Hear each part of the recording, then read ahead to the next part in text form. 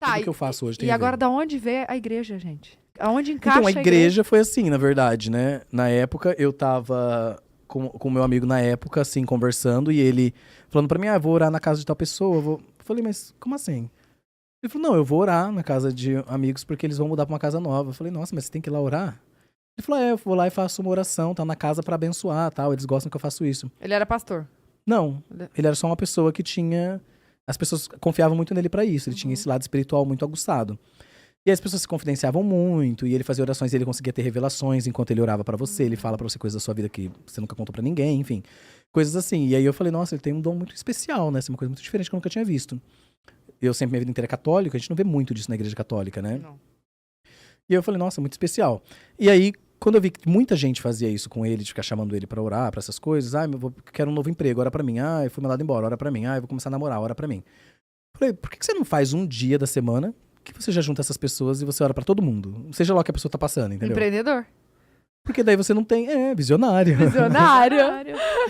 Porque daí você não tem que ficar todo dia fazendo isso por alguém. É um dia da semana. E você aproveita e se alimenta também com essas pessoas que estão orando por você também nesse dia. E aí ele fala, não, muita pressão, é uma responsabilidade, não sei o quê. Ele não sabia o que era um podcast que você tem que fazer quantas vezes por semana. Sim, 4. Então, e ele reclamando de uma, olha isso. Mas aí a gente, um dia, acabou indo numa igreja, uns meses depois, 6 meses depois. Tava todo mundo junto, um grupo de amigos numa igreja. E aí o pastor da igreja apontou pra ele e falou, você tem esse propósito na sua vida, você tinha que ter uma igreja, você tinha que fazer uma reunião com seus amigos, não sei o quê. Falou exatamente o que eu tinha dado a dica pra ele. Olha só. Nessa hora eu me senti meio que responsável por ajudar. Falei, não, eu tenho que ajudar nisso, eu não posso simplesmente deixar a pessoa fazer tudo isso sozinha. E agora, eu já tinha falado, o pastor falou, pronto, o menino vai ficar, não, eu tenho que fazer, então vou ajudar pra ficar mais fácil. E eu comecei a ajudar. Então ele fazia essa parte de oração, que ele era muito espiritual, e eu dava o ensinamento da Bíblia. Então eu lia a Bíblia inteira, várias vezes, e eu escolhia uma parte pra ensinar todo domingo. Então, chegava lá no domingo e falava, gente, hoje eu vou falar sobre traição. E aí eu pegava uma parte da Bíblia que respaldava exatamente o que eu estava falando e eu interpretava aquilo para as pessoas para os dias atuais, para que eles conseguissem entender de uma forma mais fácil. Nossa, que demais. E aí era as pessoas perguntam assim, mas que tipo de igreja era? Era evangélica? Na verdade, a gente não tinha uma nomenclatura, porque a nossa preocupação era assim, a pessoa que for espírita não vai querer vir aqui. A pessoa que for católico vai falar, não, é evangélico, eu não vou. A pessoa que for evangélica vai falar, é católico, então eu não vou. Então assim, eu falei, não, mas não precisa, é cristã.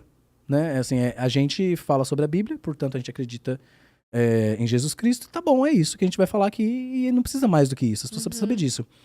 E foi bem o que eu fiz, então eu comecei a ficar muito assim, só aceitando todas as pessoas de todos os lugares, e aí foi assim que ela ficou conhecida, né, por aceitar qualquer pessoa. A gente dava ensinamentos, muito ensinamentos para a comunidade LGBTQIA+, porque as pessoas chegavam assim, eu fui de igreja minha vida inteira, cantava na igreja e fui expulso porque assumi ser homossexual. E aí eu tinha que fazer todo aquele tratamento, assim, de receber essa pessoa mesmo, no sentido de mudar a visão dela de que ela não é aceita, de que ela não tem um lugar, de que ela não é amada. Então era esse trabalho que eu fazia com essas pessoas que chegavam. Nossa, gente. E quanto Visionário tempo demais. que começou, tipo, a ter esse reconhecimento, assim, vocês começaram aonde, sabe?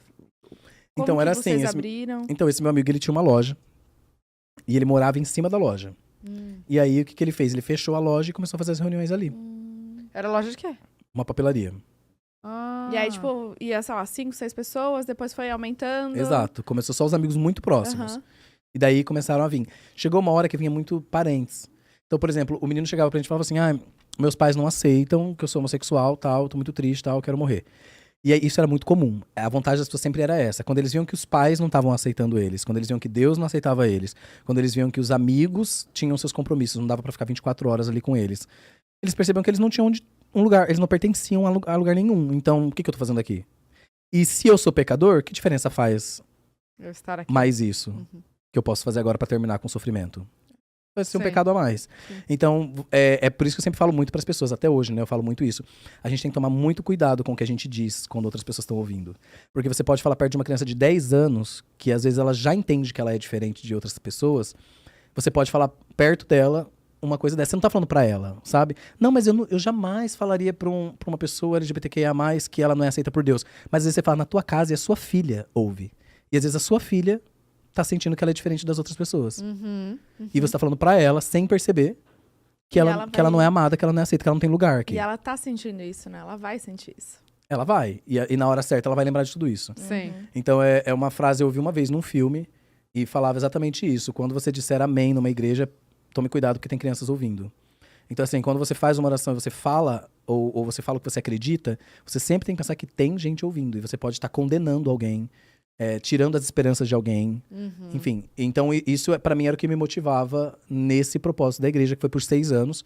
E eu só parei porque esse meu amigo desistiu. Falou, não quero mais, é pesado, não quero ter esse compromisso. E eu fiquei muito chateado na época, mas eu entendi, e eu não tenho como fazer ele continuar, mas não fazia sentido Só você. continuar só eu ensinando a palavra. Isso a pessoa pode ler a Bíblia, ela pode me ligar, ela pode mandar mensagem, mas não é uma coisa que a pessoa precisa semanalmente estar ali, sabe? Eu acho que é necessário, é importante, mas eu sei que não é como as pessoas agem, como elas fazem. E fazia sentido vocês dois ali sempre juntos, né? Facilitava, Sim. dividia as tarefas, enfim. Mas aí foi um momento muito importante, assim, da minha vida, porque foi um momento que eu me senti extremamente útil. Assim, sabe, para as pessoas. E eu vi que eu podia realmente... Que uma palavra falada corretamente mudava a vida de uma pessoa. E muitas pessoas... E eu tinha no começo aquela coisa assim... Não, eu tô aqui só do lado para dar um ensinamento, mas é ele que faz o negócio. Então, eu sempre também era assim. As pessoas vinham, chegavam no final e falavam para ele... Meu Deus, você tem um dom maravilhoso. Você revelou coisas da minha vida que ninguém sabia e tal. Então, eu tinha esse costume de achar que eu era sempre secundário naquilo ali. Até que em algum momento, eu acho que... Eu acredito, né, que eu fui indo preparado e fui indo abençoado realmente para que eu melhorasse em relação àquilo, que num determinado ponto as pessoas começaram a chegar para mim no final. E falou, meu Deus, você explicou uma coisa que eu nunca tinha conseguido entender antes. Nossa, você me fez ver por outro lado as coisas. E aí eu comecei a perceber que cada coisa tem a sua importância e o seu jeito, e cada um vai tocar uma pessoa diferente. E eu comecei a perceber que aquilo era importante também. Então eu comecei a trabalhar ainda mais e me esforçar ainda mais pra fazer aquilo com qualidade. E deu muito certo, assim, foram 6 anos, né? Caraca, E foi a primeira bastante. igreja do interior, assim, que pregava positivamente em relação ao LGBTQIA+. E vocês tiveram que se mudar depois de um tempo, assim, daquela lojinha ou suportava? A loja era grande, né? Assim, era um espaço grande. Então, ela foi cabendo por muito tempo. Assim, no começo, eu fiz o seguinte. Eu só empurrei os móveis da loja, fazia a reunião. Quando terminava a reunião, voltava os móveis pro lugar. E no segunda-feira, começava o trabalho de novo lá. Depois de um tempo... Aí eu falei, não, realmente não dá mais, o espaço vai precisar aumentar. É melhor fechar a loja e fazer aqui ou alugar um outro lugar? E aí a gente decidiu por fechar. Ah, entendi. Tá, e aí vocês fecharam, ele tomou outro rumo e você tava em que fase da sua vida? Foi onde no é que entrou momento- ir para os Estados Unidos? Então, aí minha vida já tinha mudado muito, né? Eu vou tentar ir retomando das coisas também que a gente falou antes de mudanças. Eu falei que na minha infância eu era uma criança muito pobre, né? Assim, a nossa família era muito humilde. A nossa mudança começou a acontecer naquela fase que eu fui sendo mecânico. E quando eu cheguei na faculdade, eu já estava trabalhando como recuperador de crédito, que é telemarketing. E esse trabalho foi meu primeiro trabalho após mecânico, que foi quando eu falei que eu tinha o sonho de trabalhar no computador e tal. Foi perfeito, era exatamente isso. Era fone, computador, o dia inteiro sentado. Então, isso é uma coisa que eu pensava, né? As pessoas do meu lado reclamando, não aguento mais esse trabalho, tô de saco cheio. Porque cobrança, o pessoal reclama muito, né? Muito. Mas com toda razão, mas reclamam muito. E eu assim pensando, nossa gente, mas eu tô amando isso aqui. É tudo que eu sempre sonhei. Então eu sabia que eu não podia reclamar. Eu não podia Sentia no reclamar de filme, ficar né? sentado. Pois não, senhora.